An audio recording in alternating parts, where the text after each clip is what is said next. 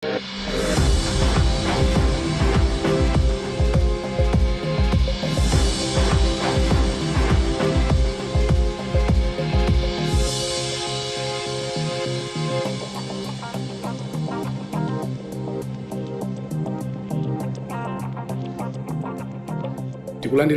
kulikonse kumene mukutionera madzulo ano.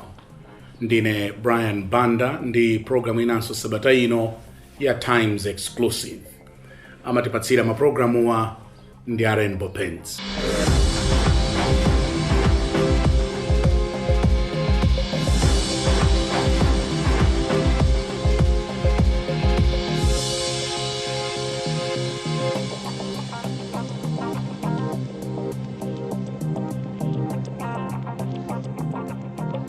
Mulendo wanga mprogramu sabata ino ndi olemekezeka bambo Dr Dalitso Kabambe amene ndi governor wakale wa banki yathu ya Reserve. Olemekezeka Dr Kabambe, mwatilemekeza kwambiri, tikulandireni madzulo ano. Ndathokoza kwambiri Brian. Tikukumana koyamba inu chilowereni chipani cha UTM komanso Malemu Saulos Klaus Chilima chitisire sida kumane. Ndimangofuna kuti ndikupatseni maybe a minute kuti you might share your reflections ndi Dr SKC's life. Mudzakumbukira banji. Malemu Vice President akali Malemu Dr Saulos Klaus Chilima mzimu wawo usemumtendere. Dziko la Malawi linataya munthu ofunikira kwambiri. Iwo aja ndine tinaphunzira zofanana nkhani ya zachuma ndi chitukuko. Ndidagwira nawo ntchito iwo ali ya Vice President a dziko lino, ine ndili PS wa Foreign Affairs kuyambirira komanso ngati governor wa Reserve Bank ya Malawi. Ndi munthu amene I grow fond of, anali ndithu munthu amene timagwira nawo ntchito ngati abwana anga, and I admired him. Amene anali ndi masomphenya akuthwa kwambiri muzambiri zimene amadziganizira ndi kuyang'ana kwanga. I think chifukwa cha background yathu yokhala economists timaziona zimakhala zinthu zolingana kwambiri. Anali ndi masomphenya abwino a dziko lino amene tikanakhala kuti dziko la Malawi tapititsa patsogolo tikanakhala chabwino kwambiri. Anali kwambiri kumaganizira kama za chinyamata. Nthawi zambiri ndikumbukira tsiku lake tikudya nawo lunch pena pake akuti ngati azitsogolera dziko muno sitikonza vuto lokusowa ntchito kwa chinyamata. Achinyamata tsiku lake adzatithamangitsa tonsefe mipando. Kunali ku BICC kumeneko tikudya limodzi lunch nthawi inake mu 2020. Ndiye ndi munthu amene amaganizira kwambiri anthu ena, anali ndi masomphenya akulu a dziko lino. Chotero dziko la Malawi linataya munthu ofunikira kwambiri amene anakhala pa mipando ikuluikulu komanso amene akanatha kuthandizira dziko lino kwambiri mtsogolo muno. Komanso mukumbukira kuti pa ngozi imeneyi tinatayanso Malemu a former First Lady Ashanio Zimbiri. It was a tragedy to the nation. Masiku awiri nawonso tinataya Malemu olemekezeka Lucius Banda, nawonso munthu amene anapanga zazikulu ku dziko lino, anapanga contribute ku nkhani ya zoyimba komanso ku nkhani ya zotukula miyoyo ya anthu chifukwa anakhalapo member of parliament kudera kwawo. Ndiye chaka chimenechi ndizoonadi Brian, chinali chaka chovuta kwa Malawi chifukwa tataya anthu ofunikira kwambiri dziko muno amene akanathandizira kwambiri chitukuko cha dziko lino. Tikamba za ndale probably in the second half ya our conversation. Koma chimene chinatibweretsa kuno, we wanted to learn from you chifukwa chonena kuti chuma chathu sichikuyenda bwino. It's a given fact. Ndimafuna ndi tidayamba kuyikambirana nkhani imene in our earlier interview. what is the state of our economy today? Brian, the state of our economy is so precarious. It's terribly bad. Ndikufuna ndikupatse picture hii poyang'ana magulu anthu a mdziko muno. Ndiye ndizikufotokozera mavuto amene akumana nawo malinganikhana za chuma ndi chitukuko. Mdziko muno tili anthu 20 million. 10 million ndi ana azaka 20 and below. Ndiye uone kuti anawa kwambiri chikufunikira ndi masukulu, ku primary, ku secondary, komanso ku university.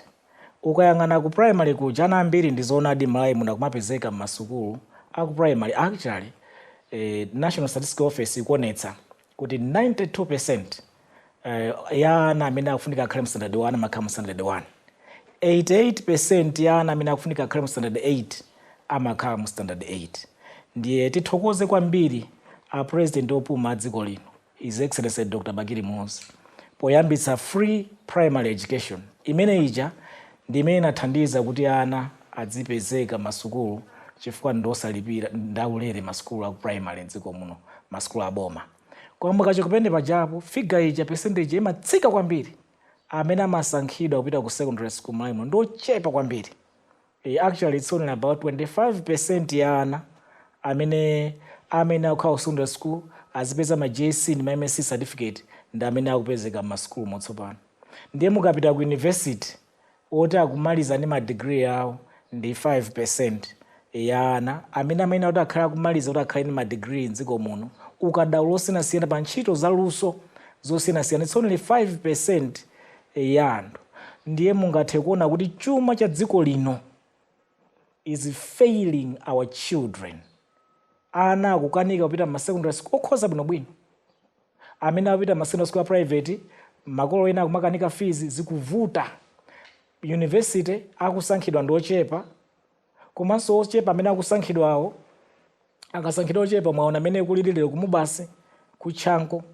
Ana azikazisakira ukha kogona, ana azizisakira ukha zakudya ngodya zapachiwaya, mafizi akwera, makolo akudandaula to maintain their children ma public university today. Jere awopita ku ma private universities, ma fees out they are so exorbitant and high. That is the challenge facing the youth of today, 20 years and below, 10 million Malawians. This nation is failing its own children, and we are creating a disaster for tomorrow's generation. Chifukwa tipitirizabe kusakhala ndi a well and highly skilled labor force in this country.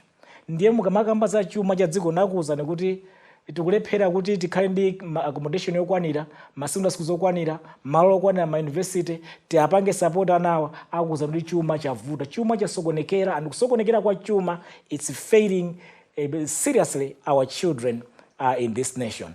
Ndifuna ndikupatse kategori yachiwiri. Kategori yachiwiri, it's about 5 to 6 million Malawians. Ndathala ndi 10 million aja. 5 to 6 million Malawians ndalimi mdziko muno. Ndalimi why dziko lino ntchito zikusowa. Munamva paja kuti 91% of Malawians do not have jobs. They are jobless. Kulibe ntchito ku dziko kuno. 91% they are jobless. Ndiye anthu afota ali jobless alibe ntchito iliyonse. Basi tapangupita tumakalima atu. Ndiye ndamene akulipa mbalidwa osiyanasiyana.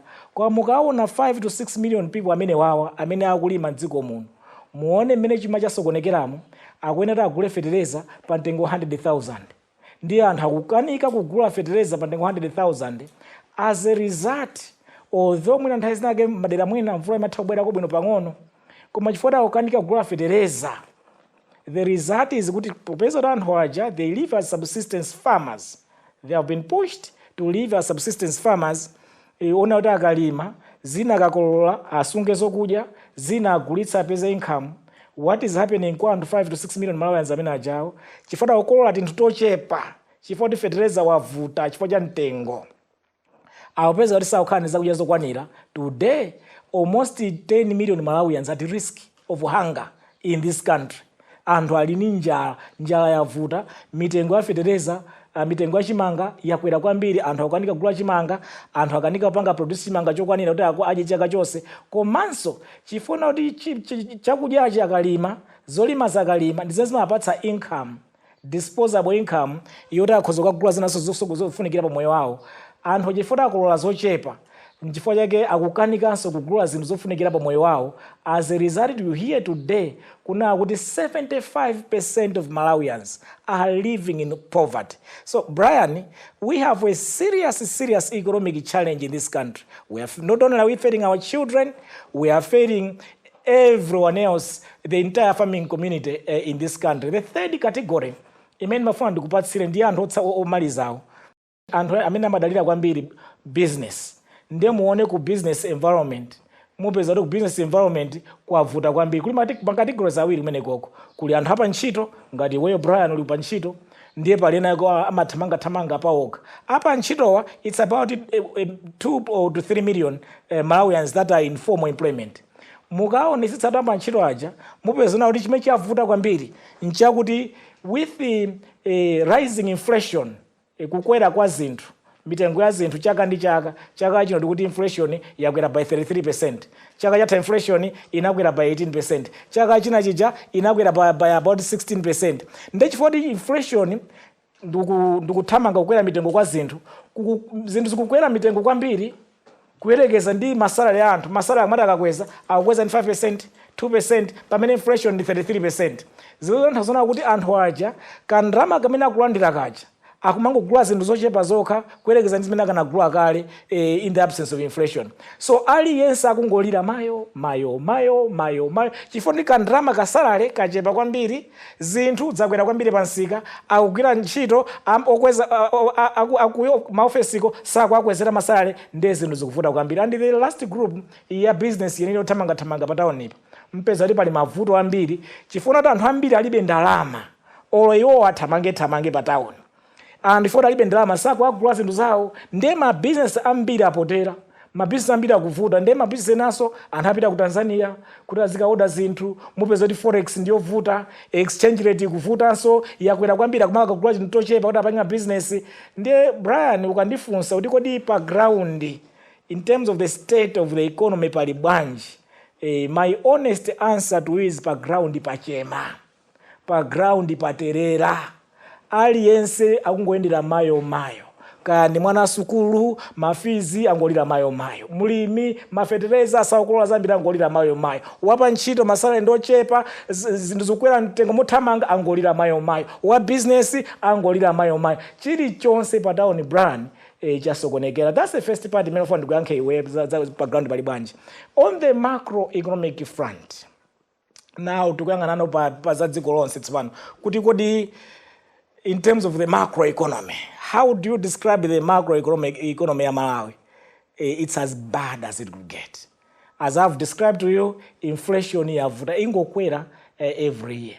Exchange rate in Dimenei, imupeza kuti exchange rate ya official ndi 1,700 kwacha to $1, ya parallel ndi 2,600 kwacha to $1. That simply tells you there's a serious problem of misalignment. Komanso kuti ukafune dollar yo si kupezekanso. Mafuta ake ndameneyo mukapita ku ma interest rates policy rate nayonso ndimene ilimo yosokonekera 26% when inflation is 33%. Ndiye mavuto when you look at the macroeconomy, kusowa kwa ntchito, kukwera kwa zinthu, unemployment, poverty levels, all those describe the state of our economy. Kuti a state of our economy is really very bad. Alipo amene tingamuloze chala kuti uyu ndamene wayambitsa zinthuzi, kapena we are all equally to blame. Chapangitsa kuti tifike pamenepa as a country ndi chani? Brian, leadership crisis. We have a serious leadership crisis in this country. Tili ndi anthu amene ali clueless, sakudziwa what needs to be done. That is the challenge. And ndikuyankhe funsolo ndikupatse ma points 4 kapena 5 amene atibweretsa pamene tili ifepa because of leadership crisis, cluelessness ya leadership. Number 1, Brian, tikumasankha ndikuyika anthu maudindo amene sakwayenera. Anthu asankhidwa nkuyikidwa maudindo amene sakudziwa zofunika kuchitika penepopo. ndipene chavuta nkhani tili ndi anthu oti akonze zinthuzo apatsidwa ntchito kuti akonze zinthu sakudziwa zoti achite zili ngati tampatsa galimoto mekaniki yosanapiteko ku sukulu yophunzira za mekaniki ndiye iye chitomuyembeza kuti akonze galimoto mekaniki amene tangompatsa lebo ya mekaniki sanapangepo ntchito ya mekaniki tampatsa galimoto athu atikonzere ngati mekaniki mpamene zavutiratu wangomasula mawaya ku bonnet kucha basi ndiye galimoto ili pa mtondo.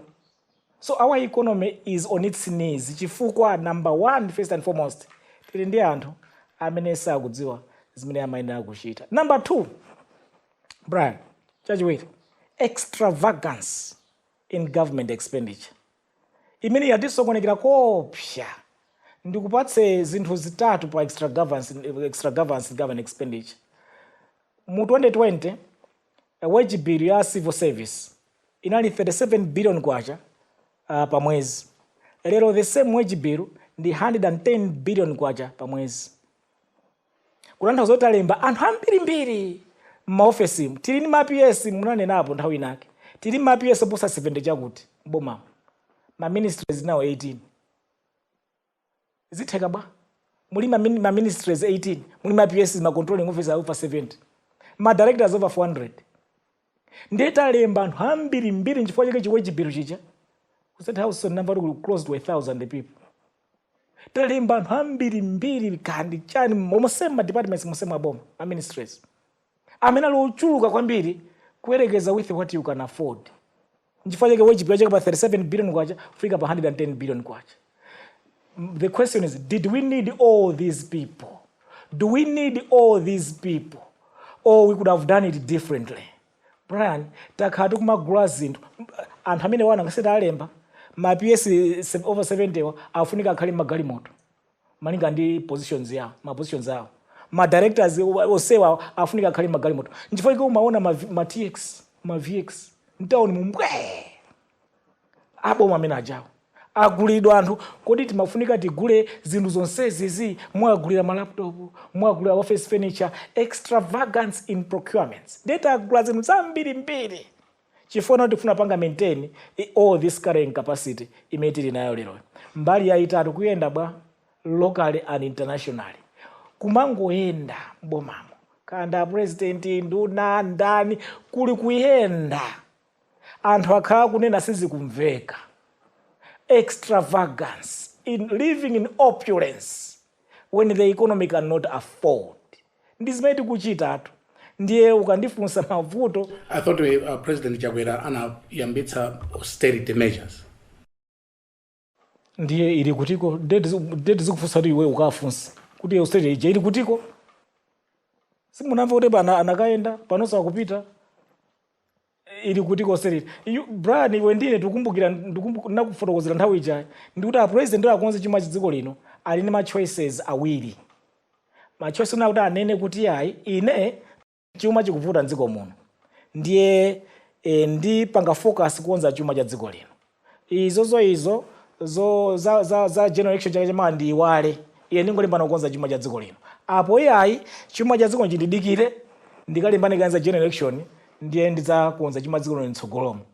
I said kuti he only has two choices chifukwa zimene kuti anthu zona kuti anthu amene tikuanena atengedwa ambirimbiriwa it's either onsewa ambiri achotse onsewa osafunikirawa all these excesses and excess baggage aichotsa matrip onsewa wa local and international onsewa adule apanga kampeni bwa.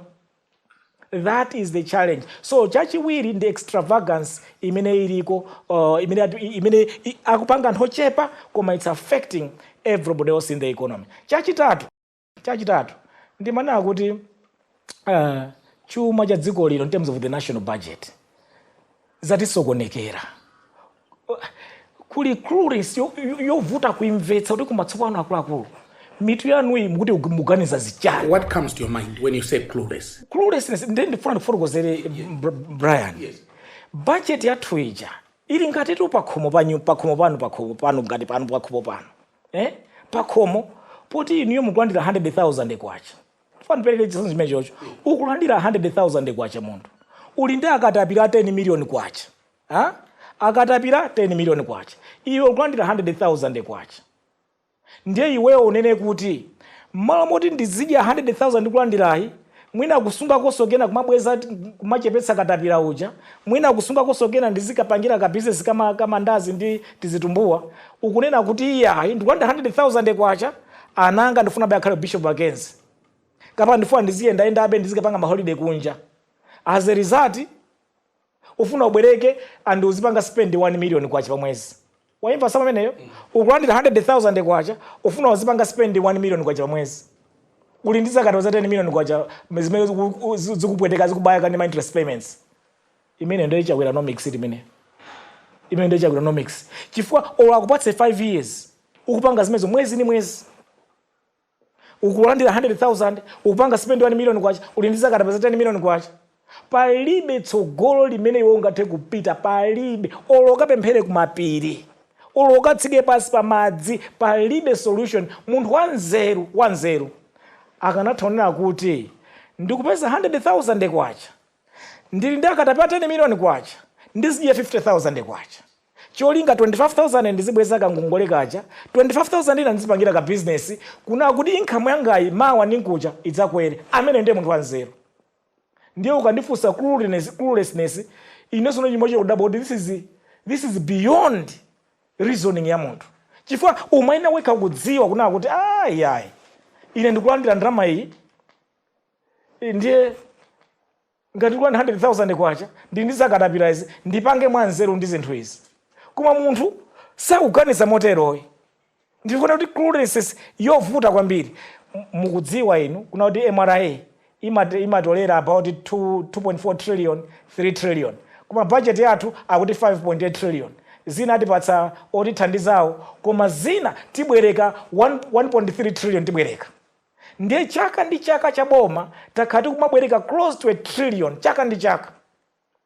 Ndiye as we borrow from the banking system about 1 trillion kwacha every year, ndalama imeneja Brian, mmakauti you are wiping out all the savings and the deposits in the economy. Mukapanga wipe out all that money, it means the private sector is completely paralyzed. In technology terms, we call that, technical terms, we call crowding out the private sector. Ndiyo kuti mwalanda zipangizo zimene akugwisa ntchito kuti apange run ma business awo zonse zapita Capital Hill. Koma ndalama zija mukadzibwereka aboma, mwabwereka kwacha, yapita Capital Hill, 70% of government expenditure goes towards imported items. Amakagula magalimoto ndena kale, furniture, amatha kupeza ma contractors, agro plant and equipment, amatha kulipirira ngongole za kunja za boma. So when you look at 70% of government expenditure is towards imported items. Ndiye ndalama ziya mwazichosa zonse in the banking system, zonse mwakapititsa kuwagulira zinthu za kunja, ndiye kuti dollar mwayipanganso wipe out in the economy. Ndiye makhati in the economy there is no more foreign exchange available. At the same time mwayipanga deprive your private sector the necessary credit and capital necessary for doing their businesses. So mukangati mukudzifinya mbali zonse, ndiye mukati clueless, ndiye imeneyo. You know, kuti anthu wasanga ganize kuti zimene zitupanga zolakwika, kuti ma private sector is sipanga tick, sipanga grow, sipanga produce output, silemba anthu ntchito, tikumaso ndalama zikapita uku, tikaononga ndalama so forex yonse ithawa ndziko muno, sagaganiza anthu amenewa. So that's the challenge, Brian, that we have in the current. The fourth element which I wanted to say to you is kuti ya monetary policy. Tikati monetary policy ndi interest rate ya dziko ichamapanga seta governor Reserve Bank ndi committee ya monetary policy committee tipati MPC ndiye analengeza posachedwa apa kuti monetary policy ya dziko lino it's about 26%. Koma you and me know kuti inflation is 33%. Ndiye tsopano kuti tsopano inflation is 33%. Monetary policy ya interest rate yathu 26%. Sizikugwira atu. Ndiye umakhala pasi kuti chipina organiza anthu organiza zichani. Chifukwa interest rate ndiye kuti you are rewarding whatever is happening by that rate. Inflation, it means everything else is losing value by that rate. So if everything else is losing value by 33%, you are rewarding by 26%. What it means, amenali ndi ndalama ku banki lero, zikamatha chaka ndalama zija akamadza gula zinthu chifukwa cha inflation ili pa 33%, adzakhala kuti ndalama yathamphamvu ndi 33%. Akadzakhala kuti ndalama zanazika ku banki walandira interest ija versus kuluza mphamvu kwa ndalama zasiyana. Ndiye kuti aliyense amene akusunga ndalama ku banki lero is a madman. Mwandiva brani? Is an insane person. Chifukwa ndalama yakeyo ikuluza value by 33%, is being supported, rewarded by 26% for being saved in our banking system. So that is the challenge that we have. And wakunja with that rate sangabweretu mdziko muno adziwira kuti ndikangoika ndalama zanga ku Malawi zizikaluza value 33%, azikandipanga reward 26%, pamene pajapo basi sangabwerenso mdziko la Malawi. Komanso munamva posiyera pa Brian last month yomwe governor wa Bank of England amana kuti committee yawo ya Bank of England inavutika kusautsika kwambiri kuti ipange cut interest rate by 0.25%, kuichotsa pa 5.25% kufika pa 5%. Chonsecho inflation yawo ili 2%. Nde inflation ili 2%, koma Bank of England Monetary Policy Committee ikuvutika kuti ipange reduce policy rate from 5.25% to 5%, kuvutika kusati masewera. Mpaka it was a divided decision imene napanga. Pamene kuno all of us are happy kuti inflation ili pa 33%, if a policy yathu interest rate ili pa 6%. Ndiye ukandifunsa cluelessness ndawo zino makhala pansi ndi kumakosana. Kodi cluelessness imene ndi mtundu wanji? Anatirodza ndani kuti mpaka na sitting ngaone kuti what we are doing is wrong. Yeah, but that was my next question. Yes. Amene ali responsible sa kuona the way you look kamena za economies ali sama limene wa imverera. Ndinakhapo governor wa Reserve Bank ya Malawi. Yes. I can tell you kuti ukamapanga set policy rate palinde ma formula that you use and so forth. A simple way kuti udzodi policy rate iyi is a potent ndi policy rate yabwino. It must account for inflation. That's the first thing. Ndiye kuti policy rate ija at the bare minimum ikhale at the level of inflation. It must account for inflation. Secondly, it must account for global inflation. Chifukwa aliyense amene ali kunja afuna zamanga invest in Malawi, they will think first, kodi inflation yawo ija, does it take into interest rate yawo, does it take into account their own inflation? Does it take into account my inflation because I'm away outside Malawi on a global level? Chachitatu, inflation ija mmaina upanga account for some reward of investment. Ndiye some level of investment the international libel, mwina 2% or 3% and so forth. Komanso chachinai itenge into account exchange rate movements. So ukapanga set monetary policy ipange account for all the 4 parameters. Our monetary policy doesn't account any of that. And when I was sitting in the Reserve Bank in the committee, we would fight. Makosana, let's make sure that we account for all the 4 elements. But today I'm surprised kuti tingakhala monetary policy as loose as it is. And people can stand and say, oh, our monetary policy is tight. What do you mean is tight when your monetary policy is nowhere near a tight monetary policy? Actually, Brian, at the rate of inflation that we are, global inflation that we are, the rate of international libel that we are, the rate of exchange rate movements that we are, we should have been looking at somewhere around 45% of policy rate. That's what we should have been looking at.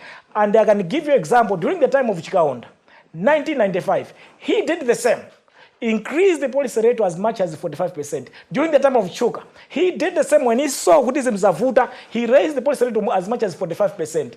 Just to make sure that you can contain flow of money supply in the system and also ensure that your policy rate is as tight as it could be. So it's easy. Why do we have that kind of situation? No mango tell kuti clueless leadership. So bano inuyo mukuoneka kuti mukuzimvetsa zinthuzi. Osayankhana nawo wanyanzaru ku Reserve Bank. Sikulazinza mwini? Brian, then ndiponsetu. Nanga takuuza zopanga appoint anthu mwalakwika. Zimene zikuwa angubweretsa anthu say wa. Zolakwika zokhazo. Ndakuuza za vuto la fiscal. Zoti basi mkulima extravagance mbwe. ndakuuza mmene akupangira ku Ministry of Finance za budget zosokonekera. So it's across the board. It's across the board. The failure, it's almost like an institutional failure. Across the board, everyone is failing. And that time, I did point out 3 cancers. The last point that I wanted to raise to you, Brian, yakuti bwanja papa tafika bwanja papa ndi nkhani iyi ya exchange rate. Andima ndipweteka kwambiri exchange rate. Ndi nene momveka bwino muna ndibwerezenso momveka bwino Brian. Chifukwa zona zake officially 1700 kwacha $1. Parallel ili 2600 kwacha $1. Brian. Munthu wanzeru zake ndani angatenge dola yake ukasintha ku banki. Akudzona kuti ngakasinda ku banki ndikaluza ndalama. Ndani wanzeru zake. Andi tintenge ngati CEO wa Lance One. Watumiza foja kunja worth $100 million. Akudziwa nati foja imene atumiza kunja $100 million ndikakalanda ndalama zanga through the banking system. Ikhala 170 billion kwacha. Because it's 1,700 kwacha per dollar. Koma ndikakalandira that ndalama ija through the parallel. Ikhala 260 billion kwacha. Brand. Uyu CEO ndi company hii ikuluza almost 90 billion kwacha by just that decision. Taganizira anthu my exporters. So when you have an exchange rate that is not market led, market driven, you create a situation where you are penalizing all your exporters at the expense of importers. It's sad. It simply doesn't make sense. It's ridiculous actually. Completely ridiculous. Mugakhale nduje ndi exchange rate official at 1,700 when you know the parallel is at 2,600 kwacha $1. IMF waja nthasina kabwera kudzabwera kumuna mdziko muno akakambirana nanu amatha kupita ku parallel kupanga check odi ku parallel kupanga chani zikuenda bwanji parallel kucha amakhanda idea kuti this is not the correct rate. That's why kwa banki kuja sukapezako kuli forex suipeze chifuna kuti it's a market that you have fixed. It's an artificial market that you have created in the banking system. That's why there are no dollars. But once the parallel is equal to official, you will find my dollars or in the banking system as it were. Currently, we have a serious challenge out there that our rate of exchange rate is simply not representative of. Actually, ndani na nhaija Brian. Ndikutsoka tukupita ifeku tiyembekeza kuti there will be a major devaluation. Pano ndeti zingoyembekeza any time. In aso? Nangazitani. Do we have a choice? Or is it you want to solve this problem? We need to solve the genesis of the problem. Tikakonze fiscal, tikonze monetary, ndeti zakonze exchange rate. Ngati sitikonza fiscal, sitikonza monetary, forget about correcting the exchange rate. Because the exchange rate ikupanga suffer from fiscal and the wrong monetary policies and wrong fiscal policies. So we need to correct there for us to correct the exchange rate. Ndanena manage. Kuli devaluation hapanga 44%. Si pita patali posiyeti kama devaluation ina because they have to sort out the fiscal, they have to sort out the monetary. Agapanga sort out there. Then this is going to make sense. Kumapano tisingoembegezera any point. Not only that, pump price. PSF are in close to $1 trillion in debt. Expect another major pump price adjustment. And it's non-negotiable. We have no choice. We have no choice, Brian. We have no choice. Olo tifune tisafune zindu zavunda huko, zikavunda huko, olo mukapemphere kuphiri. Olo ndiru mukapemphere pasi panyanja. You're not going to solve anything. Iyi ndinkhanena kuti waya uyu ndi waya uyu zalakwika, tiye tikonze mawaya. Tikakonza gali moto iyenda. Koma ngati mawaya anu ali ukoko minalili, izingopanga ujeni short circuit.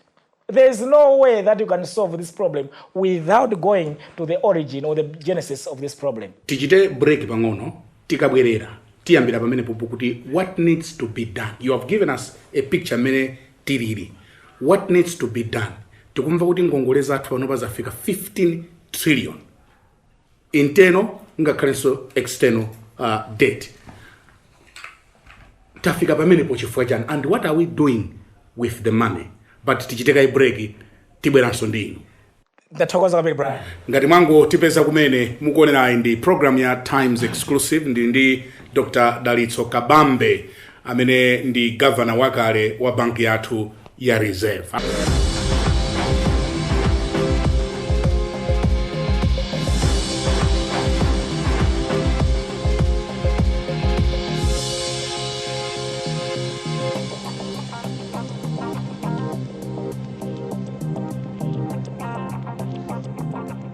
Ngati mukungo tipeza kumene tili mgawo lachiwiri la program ya Times Exclusive madzulo ano ndili ndi Dr Dalitso Kabambe, a former governor wa Reserve Bank ya Malawi. Ndikulandireni kachiwirinso Dr Kabambe. Ndathokoza kwambiri Brian. Mafunso awiri ninafunsa kuyambiriraje. Yes. Tipange bwanji nkutheka akuluakulu kuntundako akutionera pano. You seem to understand these things. What needs to be done? Funso la number 2, tinamva sabata imene kunena kuti ndalama ngongole zathu internal and external debt tikuthamangira tsopano 15 trillion. Ndi akuti aliyense mdziko muno tigawane imeneyo aliyense ali ndi ngongole ndi boma 750 chakuti 1000. Tikuchita nazo chani ndalama zimenezi? 2 questions. Ndathokoza Brian. Ndifuna ndikuyankhe kuti tingatani kuti tikonze mavuto azachuma mdziko muno. Yes. Number 1 and very very important. Kamene mwene musanayambe nkuti kodi mavuto mukwaona akhoza, can we deal with them nkuchira? Ndiye ndifuna ndikuyankhe zimenezozo ndipo ndifuna ndifotokoze mwamvemvemve. Number 1, Man City unayionerapo Man City kusewera. Mbuyo omwe simachita bwino. Yeah. Kwa Man City ija atakonza their backroom staff, coaching panel, ndikukonza players zawo. Inayamba ku win a premiership. Now 4 years in consecutive in a row akhala kuwina. Number 1 thing kuti tikonze mavuto alipo lero. Let's get the right people in the right positions. Okay. That's key. Takamba za clueless leadership yosadziwa chimene chikuchitika. Brian, iwe ngati uli ndi mechanic uli samadziwa kukonza galimoto au kaniko mata sumasinda mechanic upite nayo kwa mechanic kuti ayikonze galimoto iyende. Ndiye tikafuna kuti chuma cha dziko chiyende, number 1, let's get the right mechanic for this economy. Tipeze anthu amene akonze chumachi. Madera wonse ofunikira kuti chuma chikonzeke tipeze anthu oyenera ndipo mdziko muno alimo. So number 1, let's follow the example of Man City. Let's change the coaching panel, the backroom staff, and the players. We'll get things done, at least for the start. Secondly, Brian, we have an institutional failure. Imetiri nayo. Tikapeza anthu oyenera aja moyenera muja. We should now turn to be a bottom-up approach of running government affairs. Currently, it's top-heavy. Ndrama zaboma zija zimangokhala capital hiruko, ma district amangonyotsolera kuti ndalama. Pamene chitukuko ndi mavuto zikufunika zikonzeke ma district muja. Tikonze tikhale masukulu abwino masukulu. Tikhale ndi zipatala zabwino ndi mankhwala ake mzipatala ma district imo. Tikonze misewu yabwino magetsi ndi madzi maderamu. Kuti titero ndrama zimene anthu akungoyendera kuntundaku. Kumangopanga galavanti kuntunda kundrama zimene zijazo kuti zichotse. Tipite nazo kuma district zikagwira ntchito yothandizira anthu. Mwachitsanzo Brian, kodi ku State House current budget anayipatsa 45 billion kwacha. Brian, yachani ndrama imene 45 billion kwacha State House ikupanga nayo chani. Ku office ya president anayipatsa kandi 43 billion kwacha current budget apanga nayo chani. Ndrama zimene zijazo zimaina zipite kuma district. My proposal is, out of the 5.8 trillion Malawi kwacha budget, tend your interest payment. We do 1.4, 1.3 trillion. Teach manager. The rest, this is to me my district. This is 100 billion, 100 billion, 100 billion, 100 billion, 100 billion. iliyonse sakaja mweneko. It will be a total of 3 trillion. Sakaja. Nanga si tasintha. Ndati choyambira tikonze chendani tikonze anthu. Okay. Choyambira tikonze anthu. Ndiyati kuma district kujatabweretsa ma DCs, ma CEOs au kadalodzwa ntchito yawo. Position iliyonse kumene kuja tili ndi anthu au kadalodzwa ntchito yawo. Nawonso yang'anira ndalama zachuma au kadalodzwa ntchito yawo. Ndi amene wonse tabweretsa m'madera moyenerera muja. Ndiye tikuwapatsa the means, tikuwapatsa ndalama zoti agwiritse ntchito. Ku Capitol Hill kuja ntchito yawo ingokhala ya policy setting and monitoring. Ndiye mukhoza nawo kuti pa budget pa ma offices onse a Capitol Hill, State House, chani onse aja tingowapasa 500 million, 100 million, 200 million basi. Koma ndalama zonse izi tipititse kuma district. Kuma district tikapatsa ndalama zija 40 ndi anthu oyenera.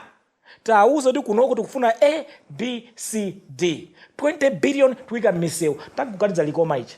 Likoma ipatsidwe 100 billion kwacha. Mwauze 20 billion yokonzera misewu likoma. Chifukwa kuno kwati tourism.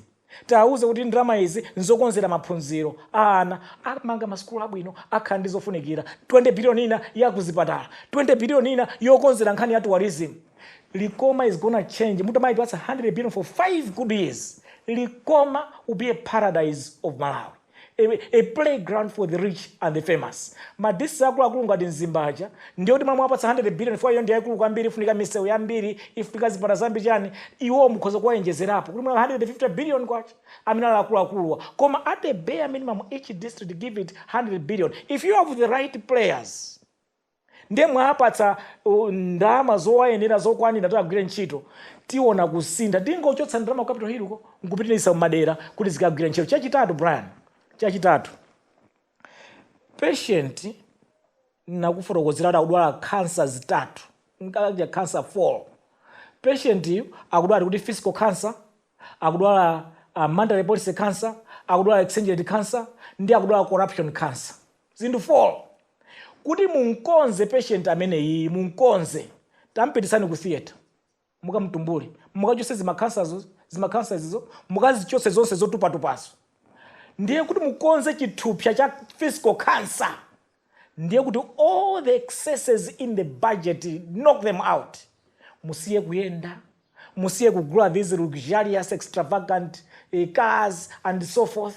Musiye kupanga chani so that ndalama mukulandira zija mukupeza MRA kutolera zija zikhale ndalama zimene muzigwisa ntchito. Muyambeso kubweza ngongole izo mukuti 15 trillion zafika 15 trillion zitipa Brian. Munthu chota iye akwanda 100,000 kwacha afuna azipanga spend 1 million kwacha ali ndi zakata 10 million kwacha ndi angobwerekerabe mapeto wake amene ujayo mapeto wake amangatu kapena mwa mankhwala adzipe chifukwa ngongole zavuta. Ndiye ife tisana mwa mankhwala tisana ziphe tisinthe our fiscal plan. Tikulandira ndalama mwakuti we can only spend so much.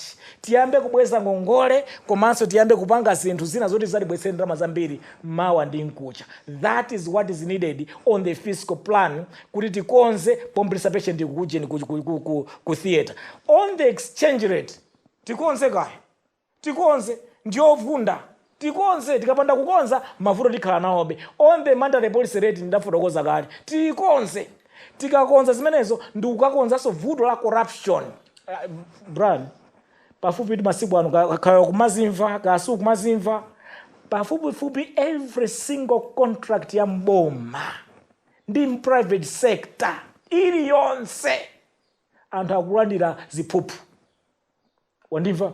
Mbuyo musankalandreza. Ine ndikunena sapano. Okay. Because we can look back. I'm sure. Yeah, we can look back. I'm sure that's a problem. That might be a general problem. Koma vuto limene lilipo lili rampant. Mitengo ya zinthu lero la ma contract ikumakhala yokwezedwa chifukwa kuti nanga sipali kachiphuphu pali kati ya munthu wina wake. Ndiye almost every procurement now ikayoti munthu agwire ntchito apange supply kanthu akhristu anasiya kalekale apanga participate. Nanga siwo samafuna corruption. Ndiye chilichonse chikungwadutsa chifukwa kuti there's corruption in there. Ndi mavuto Brian. Procurement ya mboma ni mapraseti vanopana it's a criminal enterprise.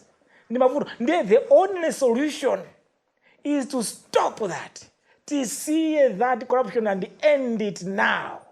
Unless we do that, we will not move the country forward, as we are talking about. The fourth element, Brian, yofuata ichite.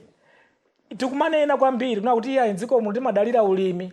Koma ulimi wotu tangokhala kupanga kwambiri chimanga, foja, tea, ndi sugar. Takhala tikukamba zopanga diversify koma for a very long time. Koma it's all lip service. Economy ipafunika tiipange diversify. Tipeze soma anchor industries. Tikhoza kulimbikitsa kwambiri ulimi wa mpunga. Tikhoza kulimbikitsa kwambiri ulimi wa thonje. Komanso ma value chains awo, ulimi wa tomato ndi anyezi, ndi mbatata kunchewu, ulimi wa nyemba, soya, komanso ntedza kuno kulilongwe ndi zote. Tikhoza kulimbikitsa maulimi amene achawo popeza ma anchor industries. Mwachitsanzo kulimi wa mpunga, Antalimanja Holdings akumathandizira alimi aja kuti adzilima ulimi wa mpunga mwinako better off.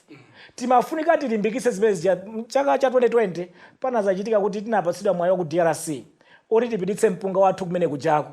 Mpunga wathu ku DRC makapanga landi pa $3 pa kilo, pamene mpunga ochoka ku China koma ku China uko umadzapanga landi pa $1 pa kilo. If we have a productivity challenge, if timapanga produce zinthu mwina 1 to 2 tons per hectare, pamene azatoka ku China amapanga produce zinthu mwina between 6 and 10 tons per hectare.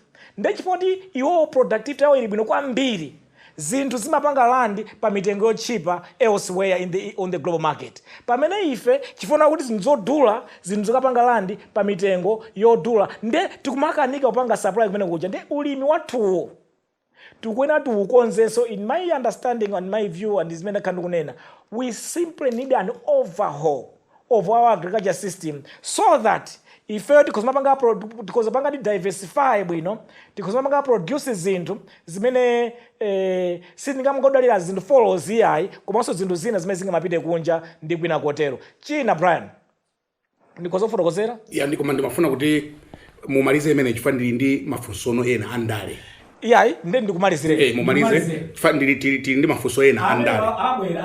Yes. Ndikumalizire Brian akuti ku migodi timangoimbaso nyimbo ayi tikonze migodi, tikonze migodi. Lero Brian pali migodi more than 10 imene exploration inathakalikali.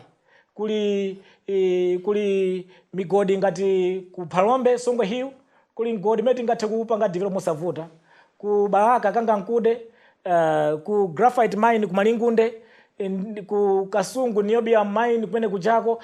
Pali migodi ngapo imene yafufuzidwa kuti ili ready kuti ikhoza kukhala developed, kumatulutsa katundu ambiri kunja, kumapezera forex, kumalemba anthu athu ntchito ambiri, mamuda azipita ku Israel ndi malowera. Zimene tikhoza kupanga mosavuta, koma zimene chavuta is lip service. Ife tikungonena aya ATM ali mining, komano tikupanga chani ku mining iko chogwirika. Tikufuna tipange setup company yatitengera nthawi yayitali to set up mpaka napano ka company yapangira setup.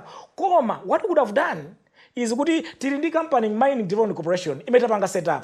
Ndi company imene iyi muchaka chicho cha budget sizipasa 500 billion kwacha. Wandiva? 500 billion kwacha pa ndalama zaboma zija. Cholinga imene iyi ithandize panga develop the mining sector. Kuna kuti tinamangira presidential hotel, tinamangira Mount Soji hotel, zimene zina ndalama zaboma zinalowa mmene mujamu. Tikozona kuti mine tilowetsa ndalama zathu zaboma nkomwe ndalama zake sizambiri. Songwe Hill ifunika about $86 million. Yaku graphite mine yaku Malingunde ifunika $36 million. Kangankude ifunika $36 million there about. Ndi ndalama zake sizambiri. Komano akunja aja ndakuuza kuti akunja amayang'ana amene economy ipangarani. Kodi ndalama zanga ndikazipititsa ku Malawi ndikatheka kuzitulutsamo ndi akumaziyankha ali Malawi forex ndiyovuta singathe kutulutsa ndalamazi. Ndiye boma limaina amene napangira ndi Mount Sochi presidential hotel ndikulowetsa ndalama ku company iyi ya Mining Development Corporation iyambe panga develop mines yo akakhwima akafika kuti they are profitable, we can list them on the stock market. Ndikumapitiriza ngati choncho. The same can be done in the tourism sector, kuti some of the infrastructure mmene napangira ndi bingu napangira sunbed, we can say kuti palikoma paja, let's do 1 or 2 good hotels there and develop them so that we can develop and promote tourism in that area by having 500 billion set up for the Tourism Development Corporation. So with that, Brian, we can help to develop other potential areas that can bring us forex and create jobs for the masses that do not have jobs currently. Munachoka ku chipani cha Democratic Progressive DPP ndipo munalowa after some time UTM. Why did you make that decision? Yeah, Brian, kuchoka kanga kwa ku DPP, ninganene kuti I exercised my constitutional right. Mu ndondomeko za dziko lino za constitution zimapereka ufulu, I think it tinazivomera chaka cha 1994, right? Kuna kuti kupereka maufulu freedoms kwa anthu. Ndiye ufulu modzi munapatsidwa kwa anthu, ndiye ufulu okhala ndi anthu, ufulu osakhala nawo. Ufulu wanga woti ndipange interview ndi Brian, ndikhuzaso kukanirana kuti sindikufuna kupange interview ndi. So mawu aliyense ali ndi ufulu okhala ndi wina aliyense osakhala naye. Olowa chali chiche osachilowa, kuchituluka. Ndiye aliso ndi ufulu kulowa chipanichi kuchituluka. Ndiye mu 2020 ndapanga ndi chisankho changa choti mmene ndikuyamba ndalemo ndiyambe ndi DPP. Ndakhalamo 4 years. Ndaphunzira zambiri ndi ukadaulo ndithu experience ya kundale tsopano. Kwina konse kunali technocrat, mangu ndifunza za economy, nali technocrat and professional. Ndimangodziwa za economy. Panopa ndine katswiriso dziwa za ndale. Chifukwa ndakhano 4 years ndili mu ndale za ku DPP, ndiye ndaphunziramo zambiri komano zinafika pona kuti Nelson Fund itulukemo. Ndiye kulowa kanga ku UTM. Ndingokufotokozera chifukwa chani nasankha kulowa. Ndipo bwanji simunalowe UTM, a Vice President Saulos Chilima ali moyo. Ineyo Brian. Malimba fusolo? Ndakumvani. Ndakumvani. There is always a time imene munthu masankha kuti ndi panga chakuti pa nthawi kapena not pa nthawi ina iliyonse. So in this particular case ineyo nasankha kuti ndi ilowa UTM amene akundidziwa bwino. Pakati apo ndinali busy kwambiri ku DPP kuja kuti ndimathamanga afika 2022 koma 2023 napanga slow down kuyambira January. Okay. Napanga slow down. I was already on my exit by 2023. Malemo Chilima amadziwa? Not Malemo Chilima. Koma amene amandidziwa ineyo kundiona amene mathamangira pa ground. Akhoza kupanga attest to me kuti my question was kuti you had several interactions with the late Chilima. Yes. Did you hint to him kuti ndikhoza kubwera kwanuku? Yeah, timacheza zathu. Okay. Timacheza zathu. Okay. Koma he knew kuti I'd slow down in DPP. Okay. He knew that I'd slow down and napanga di slow down 2023 ja nantapanga to slow down. Ndimadziwikabe kuti at some point, at any point in time why did you slow down? I chose to do so. I mean, life is about choices. Okay. Mumaona kuti simungakapikisane ndi Peter Mutharika? You choose to be where you want to belong. Mumaona kuti you wouldn't want to compete with the president. Interview Jay Brian one as an sponsor, right? Yeah. That question nakuyankha kale. Yeah. Yona kuti are you going to compete with the So my question is mutaona ndadzayankha ini candidly kuti ngati iwo akuima sinditani ne. So that I already answered. Ngati akuima sindikapikisana nawo convention. That I answered and that I lived up to that. Sindikapikisana nawo convention. But in 2023 from January I had already slowed down and I was still reviewing my options. Why did you join UTM? UTM, okay, it was an easy decision for me because of 2 critical factors in UTM. Number 1, inandisangalatsa ndi value yawo ya umods united ya umods. That was to me a killer punch, the first one. Brian, ukaliyang'ana dziko la Malawi kuchokera 1994 kudzafika lero, almost even before that, almost every other administration every administration is formed by a political party. almost every other administration yakhala ikupanga nacha tribalism, cronyism and nepotism.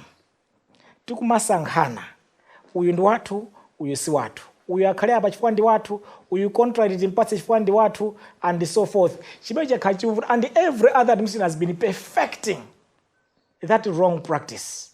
Inamba pang'ono panopa yafika pachimake.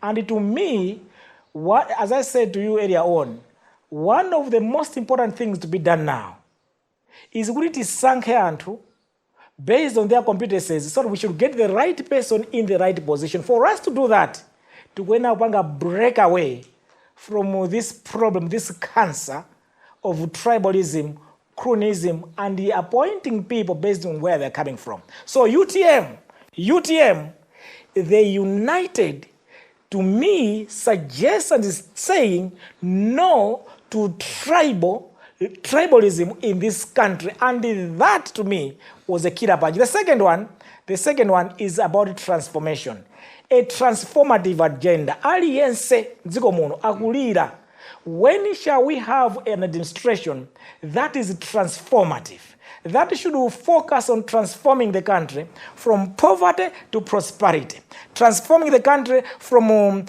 persistent hunger situations to a food secure nation, that should transform the country from joblessness where everybody else finds a job, from low salaries to better paying jobs, from import dependence to a net exporter.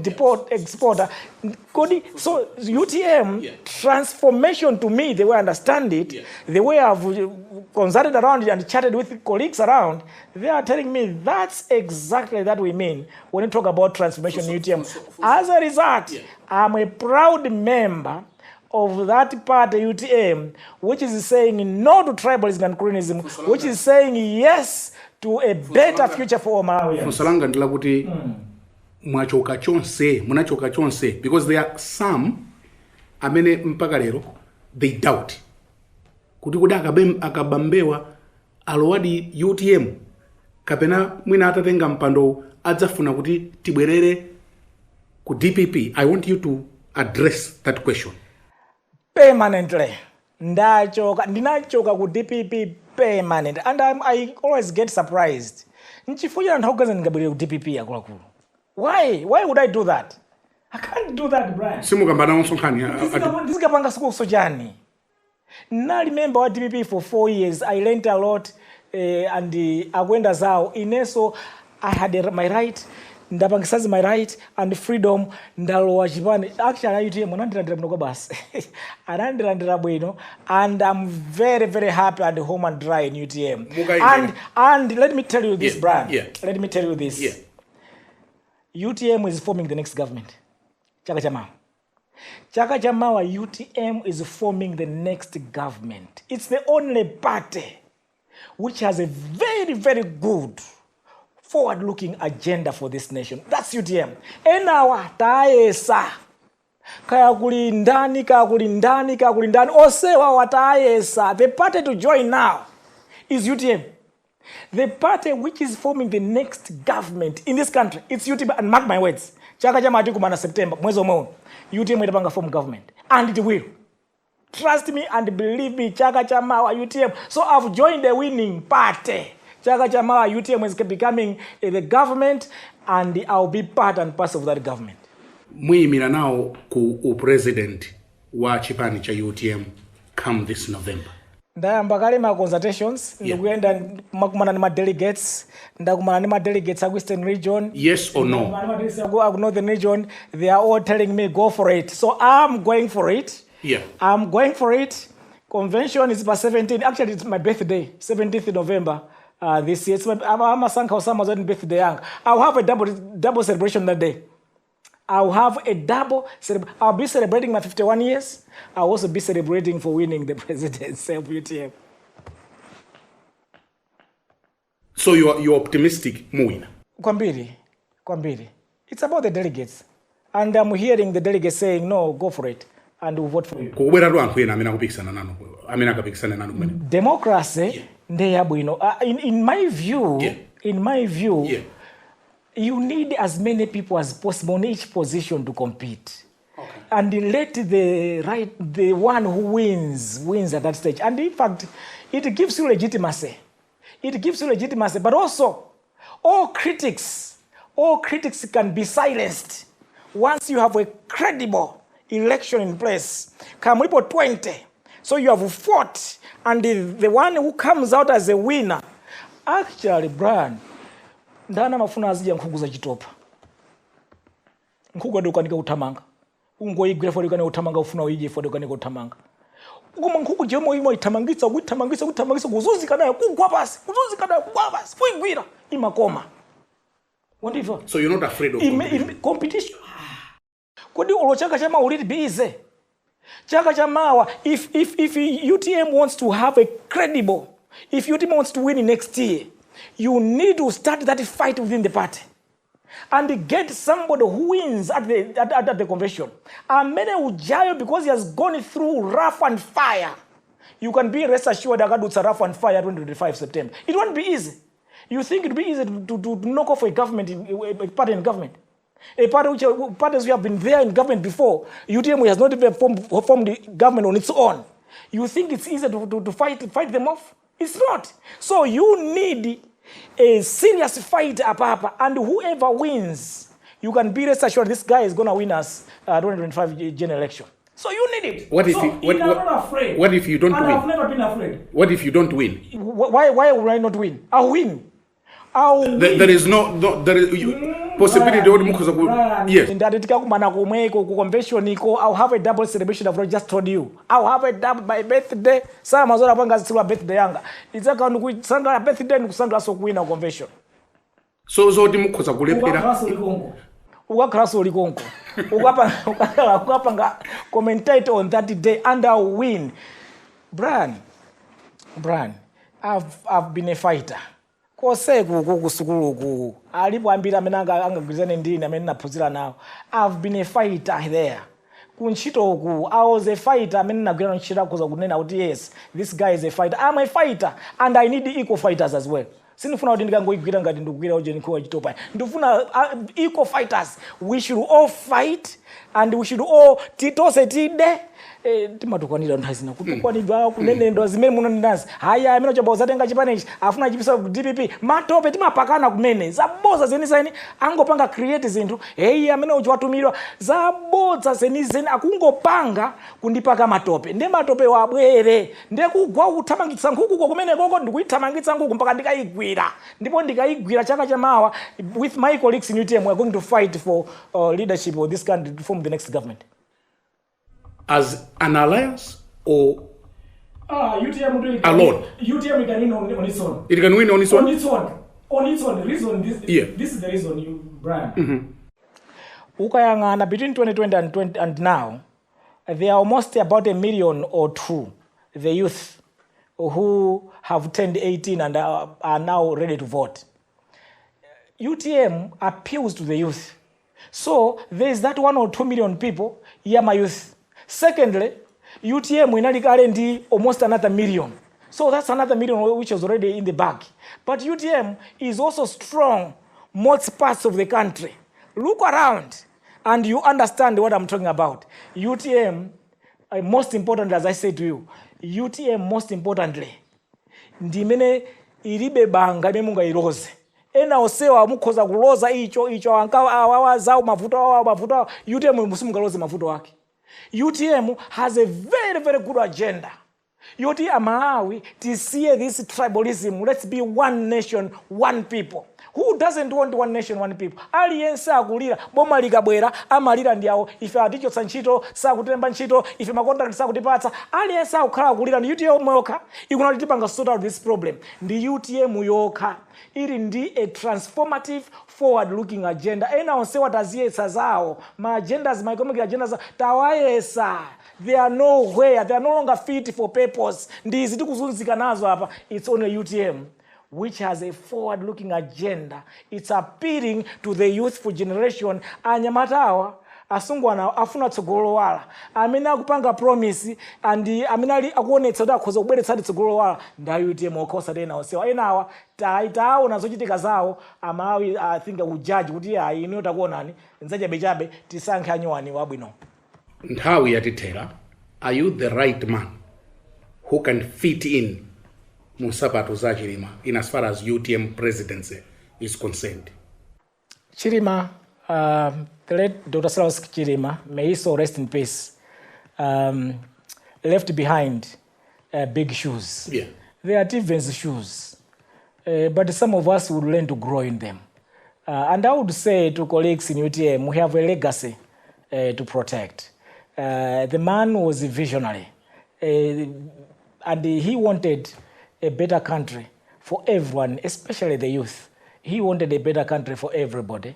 And all of us in UTM will need to work as a team to fit in his shoes so that we can deliver the vision that the late SKC had, that of a better Malawi. And I think my colleagues in UTM, we understand that. That's why we have now a catchphrase. When we say SKC, we say SKC in the Inuya brand, SKC in the Neo. SKC lives in us, the team in UTM. So it's all of us that are going to fit in his shoes so that we can deliver this nation from the dungeon in which it is. We can ensure that the vision that the late SKC embraced and he was seeing in his mind, that has to be delivered. Mulindi UTM muwiri wa usindi winayo kapena ndi mmodzi. Ndi mmodzi. Kunja kwa anthu maona ngati ndi muwiri. Yeah. Anthu kunja kumaona ngati ndi muwiri koma ndithu ineyo wankatine. Wankatine. I'm not a member, by the way. Yeah. So from my perspective, I'm not a member as at present. Yeah. There's only one UTM. There is only one UTM. So awa makhandi malenzes awiriwo ndamene ali kunja amene sakuona zankatine. Ndimafuna titatha kukambirana zonse muyang'ane kamera iyi ali pamalo amene akutionera madzulo ano otsatira chipani cha UTM, ma delegates, they are watching us tonight. What will be mawu anu omaliza, your parting shot? And ndimafuna kuti muyankhule mawu anu mchichewa. Mawu anu omaliza usiku uno ndi otani? Brian, mawu anga omaliza ndona kuti andofe 2020 tinayika pampando a mekaniki amene sanapake mochitira mekaniki galimoto yosazoti angayikonze bwanji ndi malo mokonza galimoto zamoto chasokonekera mmene zasokonekera aliyense mdziko muno akulira kaya ndi anyamata asukulu ali pasukulu kaya ndi anthu ogwira ntchito mdziko muno kaya ndi alimi kaya ndi anthu a business chuma chonse chasokonekera ndi chifukwa chake aliyense akulira. Chifuna kuti anadziwe kuti kodi galimoto ndatengayi makonzedwe ake ngotani. Ndiye ndifuna ndikumemena Amalawi kuti chaka chamawa tikavotere UTM chifukwa UTM ndi chipani chokhacho in my view na assessment imene chili ndi strategies abwino, ndondomeko zabwino, maganizo abwino ofuna kuti asinthe dziko lino la Malawi. Ndi chipani chokhacho ena zipani zonse zitaziyesa zabwera zapita taona zimene atha kuchita taziona ndi Amalawi ndi mboni simunakhutire nazo zimene amachita. Panso ndimene tili pano zisasokonekera mano chaka chamawa tikavote UTM kuti UTM izatisinthire zinthu zakhale zabwino m'dziko muno. Simon Brian. Dr. Dalitso Kabambe, former governor wa Reserve Bank of Malawi and a member of the UTM. Ndikuyamikeni kachiwirinso pokhala nafe madzulo ano. Tathokoza Brian. Pamene panso ndiye pamapeto a programu yathu madzulo ano ya Times Exclusive. Mprogramu iyi ndinali ndi Dr. Dalitso Kabambe, former governor wa Reserve Bank ya Malawi, komanso a member of the UTM. Ndine Brian Banda, malomwa ife tonse kuno kulilongwe. Tingoti mokoma nonse and goodbye.